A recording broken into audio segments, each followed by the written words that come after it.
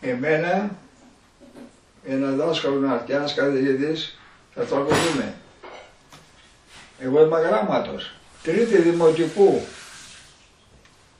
ορφανός από πατέρα, εγνώρισα πατέρα,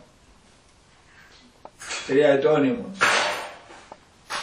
Αλλά ό,τι είδε και ό,τι πέρασε το μάτι μου στο διάστημα αυτό στα 90 τόσα χρόνια, γίνεται όλο εδώ μέσα.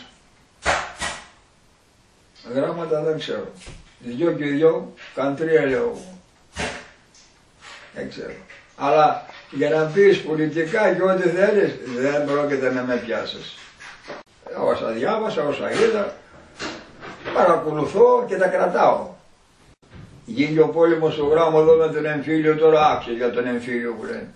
Είναι τα εδώ μέσα όλο. Πού, πώς, ποιος ήταν η αιτία, ποιος σκοτώθηκε, ποιος, όλα είναι τα εδώ. Βιβλίο ολόκληρο μπορώ να γράψω. Αν τα ξεστορίσω να καθίσω να τα ξεστορίσω 2-3 μέρες θα κάθεσαι. Λοιπόν, 2-3 μέρες και κατώ βγάλει συμπέρασμα μόνος σου. Εσύ θα βγάλεις το συμπέρασμα, εγώ θα λέω.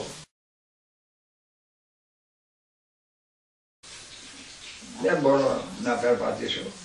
Πηγαίνω στα Γιάννενα εκεί στο τσουβάλι που λέει. Η ζωή είναι γλυκιά.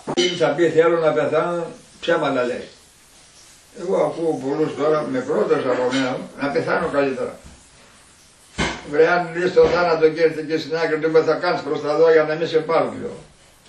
Γιατί έτσι, εγώ έτσι λέω του είπα. Δεν θέλω να πεθάνω.